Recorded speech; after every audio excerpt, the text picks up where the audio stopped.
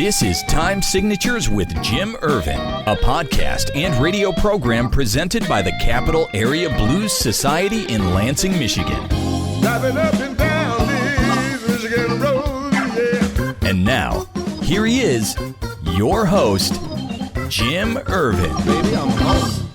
Well, hello there, everyone, and thank you, Parker. I'm Jim Ervin, and this is Time Signatures. Today's guest has actually been on this program a few times now. He and his lovely wife, Jean, are tireless in their pursuit of BluesFest greatness, having a big hand in promoting several around the United States and even one in Denmark. At last count, the number is 5 festivals each year, and this weekend marks the final blues festival for this dynamic duo for 2025. The Second Annual Lakewood Ranch Blues Festival has one whale of a lineup in store, and here to talk about all the details is my good friend, Paul Mr. Blues Benjamin. Paul, welcome once again to Time Signatures, man. This is getting to be a habit, isn't it? Hey, it's all good for me. If it's good for you, it's good for me. Absolutely. Well, before we get rolling here, I wanted to wish you and Jean a very happy anniversary as well. You guys are just always on the go, and you don't slow down for anything, but I wanted to take a moment and wish you a happy anniversary. Well, we both appreciate that. We were on the road, but we made it work. Yeah. So you're actually in Florida now, traveled down from Maine for this event. So we want to start off by having you talk about the 5 shows that you're currently working with, because I'm sure that you're well known in all corners of the globe for one or the other, I would imagine. Yeah. Yeah, I've been doing it for a lot of years. North Atlantic was my baby. That was the first one, and that'll be 33 years old, or young, as we should say, this coming year. Nice. And then I do 3 festivals here in Florida, one in March, one in October, and now the one I'm here for now in December. 2 of them in Brooksville, Florida, which one's called Blues Bash at the Ranch in March, and Camping with the Blues in October. And the one I'm doing this Saturday at Lakewood Ranch Blues Festival. And then I go over to Blues Heaven and help Peter Astrup with his festival in Denmark now that's in October. It used to be in November, but it was in October. So October was a busy month this past year. So how did you initially get involved in putting blues festivals together and started promoting them? It started back in 1990. I had been booking Monday Night Blues at the Trade Winds in Rockland, Maine, and Eddie Shaw and I were talking. He said, "Gee, you ought to start a festival sometime." So I decided to try a small one in the parking lot of the Trade Winds. And I had Eddie Shaw and William Clark as the 2 headliners, national acts, and I had 4 regional bands that played in the parking lot in the daytime, with the 2 bands both finishing the show. And that night at the club, I had both Eddie and William Clark back in the club for a separate show. But Wow. That kind of started off the first. That was called the Trade Winds Blues Bash. We did that in 1994 up through 90, 91, 92, and 93. 94 is when North Atlantic Blues Festival was established, when I moved across the street into the public landing and teamed up with the Chamber of Commerce and Schooner Days to do the North Atlantic Blues Festival, and been going strong ever since. And what are the 2 features of the North Atlantic Blues Festival? What you told me the first time I talked to you, it's blues and lobster. Am I right? Yeah, blues lobster. I kind of use a 5-point go. It's Maine. It's the summertime. It's great blues. It's on the ocean, and we serve lobster. There you go, man. I love it. How can you not enjoy that? All right, Lakewood Ranch, Florida. And by the way, I wanted to tell you real quick, I am reading a book by Paul Berry called Blowin' Like Hell, and it's about William Clark. Great book if you get a chance to read that while you're in your travels and need something to read.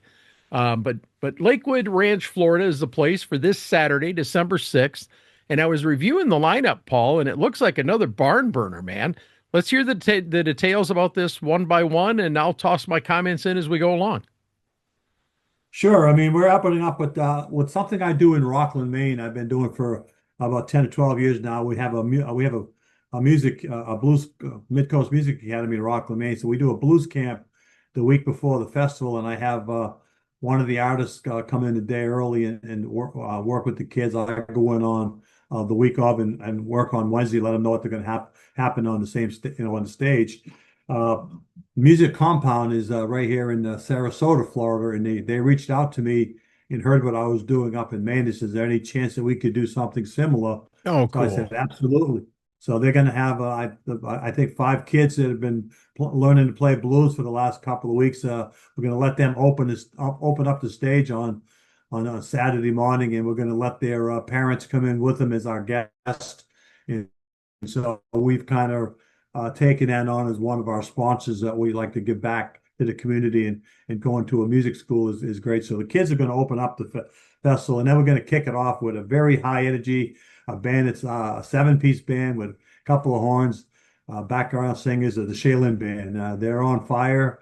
They're going to do it, just set the tone for the day. They're going to be a hard act to follow, but they just happen to be where they are in the bill, and it's someone's got to open, somebody's got Yeah. to close. They're a Florida-based band, but they're a few hours from here, so they got a little drive to come in that morning. But at the tempo for the day, really high energy, a really fun band, soul blues, little rock blues in there. It's going to be a fun band to start the day. Oh, yeah. I'll tell you Then we what, got then the, we have. oh, Oh, go go ahead. ahead. I'm sorry. Go ahead. Then we got Blues Music Award winner for Piano Player of the Year, Miss Eden Brent. Yeah, we actually of the 7 bands, 5 of them are BMA winners, and so hopefully people get a chance to see 5 BMA winners on the same stage in the same Yeah. day is pretty cool. And of course, the other 2 bands, one is I just mentioned Shaolin Band, which is on fire, and of course then you want some Chicago blues with Toronto Cannon. You don't get any better than Toronto for blues. So them are the other 2 bands. So it'll be an interest. So following Eden Brent, like I said, she's a BMA Piano Player of the Year. Mississippi Blues, Boogie Woogie Blues. Then we got something going on early in the day, which is usually would be on much later in the day, is Alba Castillo.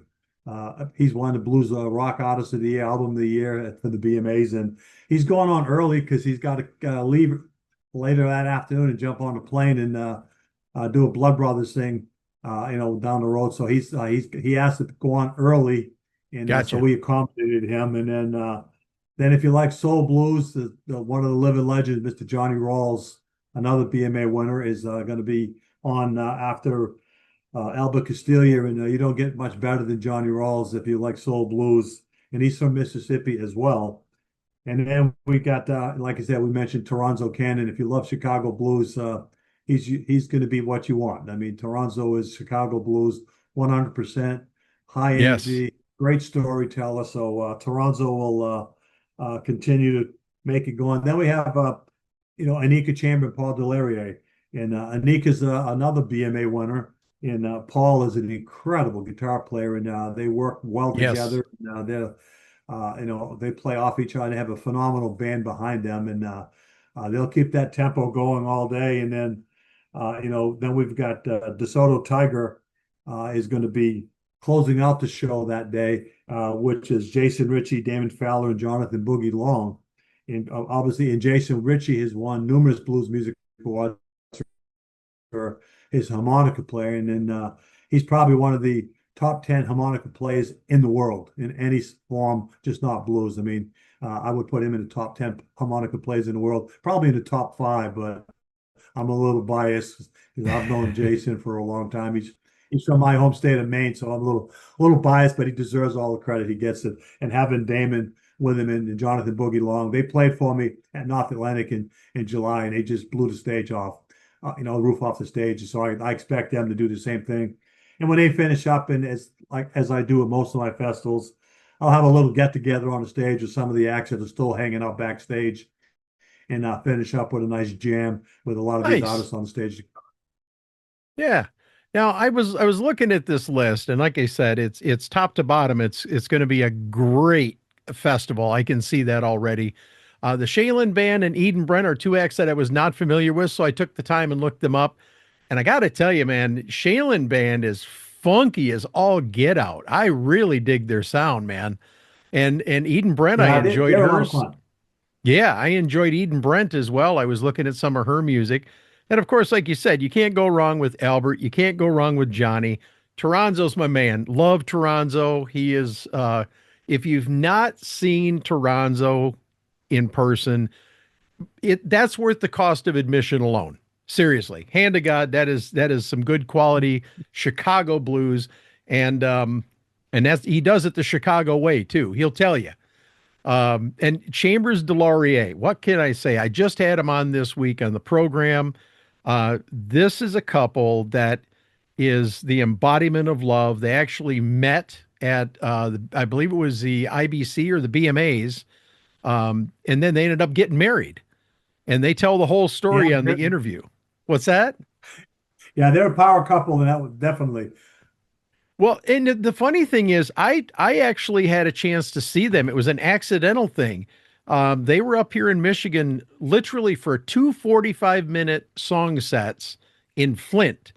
And my buddy Greg Nagy called me up and he says, "Hey, have you ever had a chance to see Chambers Delorier?" And first of all, I'm still learning about all these musicians. I was not familiar with them.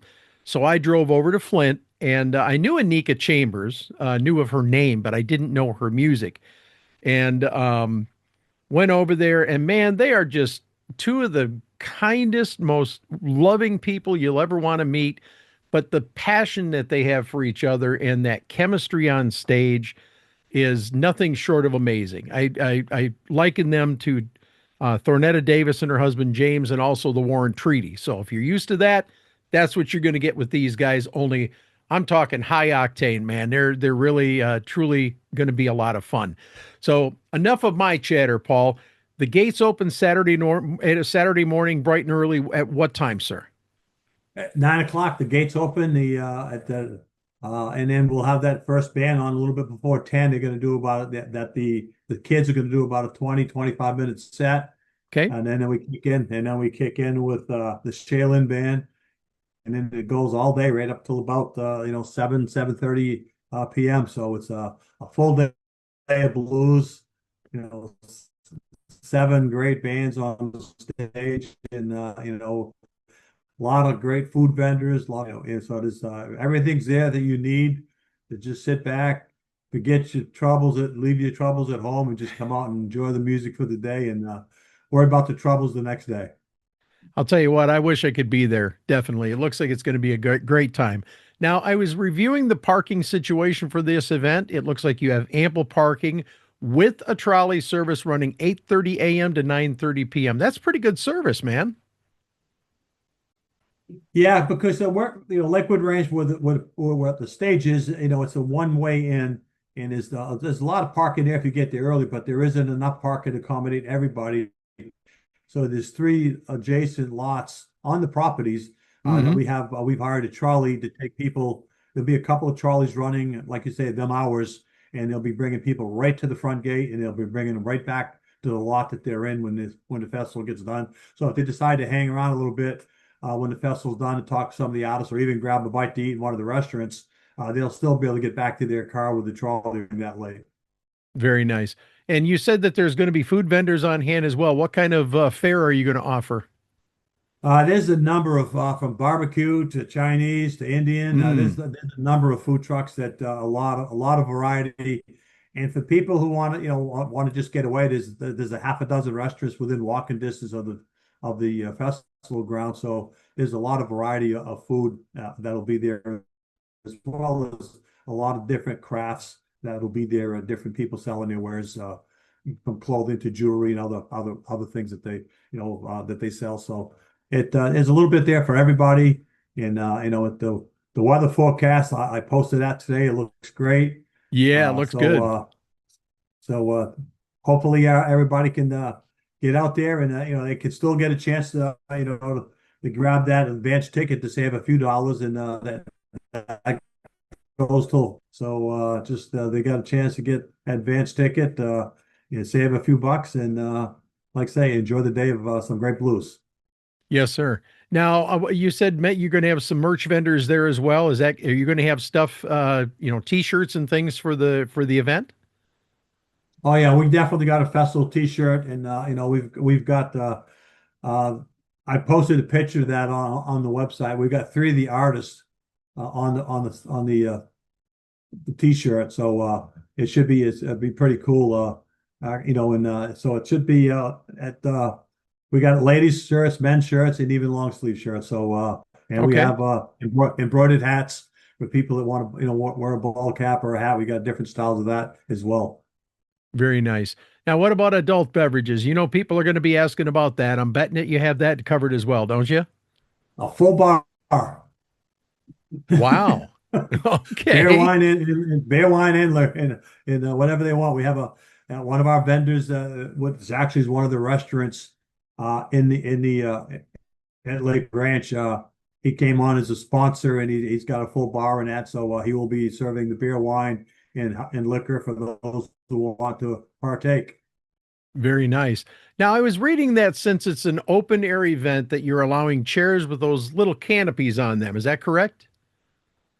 Yes, just not the big high ones, but people can bring in the chair with a little canopy over it, and there's plenty of room for people to spread out. It's on a nice grassy area. All the vendors can see the stage, so if you want to go shopping while you're listening to music, that's available. Same thing if you want to eat. All the vendors, from the vendors that you can see the stage and hear the music, and we actually have regular bathrooms there as well. We do have a few portable ones, but we have Okay. 12 regular bathrooms that are on the property. Wow. So six Very for the men, six nice. for the women. So which is a nice added thing for the ladies. Yeah, definitely. All right, Paul, how about hotel accommodations? What do you have nearby for people that might want to travel in at the last minute? There are a lot of hotels, in Lakewood Ranch area. You're in between Bradenton, part of it's in Bradenton, part of it's in Sarasota. So there's numerous hotels. People that have favorite hotels. They can find one if they're looking for something a little cheaper. There's some of those. So there's hotels all over the place within 15, 20 minutes away from the festival grounds. Very And good. there are some hotels right in Lakewood Ranch. Okay. So the event runs from 9:30 in the morning till 7:30 in the evening, plus the jam afterwards, and with bar none some of the best blues entertainment all in one place. So now the big question, Paul, what's it going to cost for this jam-packed blues day in sunny Florida? If they buy their tickets before noontime on Friday, it's $75. And if they wait to buy them at the gate, it's $90. So they can save $15 ahead by buying that ticket in advance. You got till noontime on Friday. And then because we got to set up the chairs, we got to know because there are a reserve section in the front, right in front of the stage. It's a $150 ticket, but your seat's right there in the front 10 rows in front of the stage. It's yours for the day. So that's still available. That's on the website. And if they just go to the Lakewood Ranch Blues Festival website, you can still get tickets in advance. Very good. Now, Paul, if people want to learn more about this huge day-long event coming up this Saturday, be it for tickets or volunteer work, I'm assuming that you might need more volunteers if they're available. Is that correct? At this point, we actually had a lot of the volunteers that did it last year had so much fun and enjoyed it coming back. So volunteer-wise, we're pretty much where we need to be. So Okay. we don't have Okay. any more room for volunteers, but we always got plenty of room for people who want to come and enjoy the festival and pick up a ticket. So one more time, let's put the information out there. Where do they go for tickets? Where do they go? I see you've got an email listed on there as well. Go ahead. Lakewood Ranch BluesFestival.com, and everything's right there. Okay, wonderful. Well, Paul Benjamin, once again, you are proving why they call you Mr. Blues, sir. Please do me a favor and give my regards to Toronzo, Anika, and Paul, if you would. And as always, thank you so much for taking time to join me today on Time Signatures. I'm excited to talk to you next year about some of the festivals that you're going to be working on. All my best to you and your lovely wife, Jean, as well. And I look forward to catching up with you soon, man. Safe travels, too. I appreciate it. Yeah, happy to come on the air with you anytime. It's always a pleasure. Thank you very much, Paul. Stick around. I'm going to tie the ribbons on here, and I'll wrap up with you in just a couple seconds here. As this episode comes to a close, I want to tell you about the VFW National Home, located just about 30 minutes southwest of my current location in Eaton Rapids, Michigan. The VFW National Home assists military, veterans, and their families with children by creating a foundation of services and resources to achieve their personal and family goals in order to move forward in a positive, safe, and healthy environment. Among the many things offered through the VFW National Home are single-family homes within the community at no cost, tutoring, classes, secondary financial assistance, and educational resources to empower and grow. And by the way, they also offer licensed daycare for their residents at no charge. Visit vfwnationalhome.org today to learn more, and you can also make a tax-deductible donation if you're of a mind to. And thank you so much for your consideration. And that wraps up this edition of Time Signatures. Once again, my thanks to our guest, Paul Benjamin, but also to you, for without you, none of this would be possible. Jim Ervin reminding you, keeping the blues alive is everyone's responsibility, but preserving the history of the blues, one story at a time, that's my mission. Until next time, so long, everybody. This has been Time Signatures with Jim Ervin, presented by the Capital Area Blues Society in Lansing, Michigan. For more information on cabs, visit capitalareablues.org. You can find this episode and past episodes at lcconnect.org. The Time Signatures theme song, Michigan Roads, is used by permission and was written by Root Doctor, featuring Freddie Cunningham. You know I'm trying, baby, driving up and down these Michigan roads, yeah. Until next time, keep on keeping the blues alive.